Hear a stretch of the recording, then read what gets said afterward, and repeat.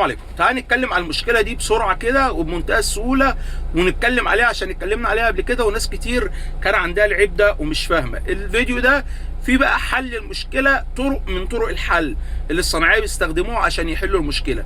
قلنا كليبرات عندك ممكن تبقى حل كل مشاكلك في العفشه، والعربيه 100 عندك ومظبوطه ومفيش حاجه، وتبص تلاقي تخبيط تحت كده في اليمين والشمال طول ما انت ماشي، بتغير كل حاجه وبتعمل كل حاجه وبتلاقي العربيه مخبطه وكل المشكله مش عايزه تتحل. المشكله عندك في الكليبرات بتاعت العربيه.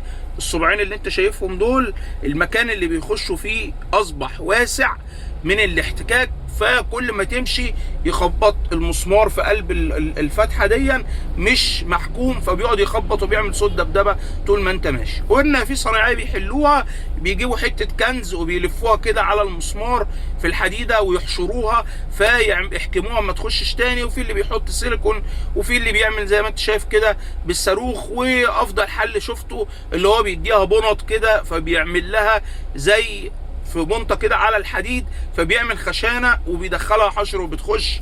ولكن الحل ان انت تغير. فهتقول لي اغير ازاي؟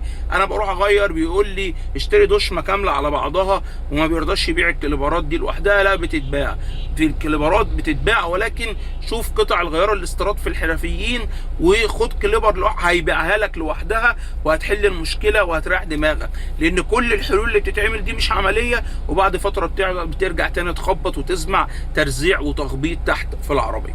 السلام عليكم.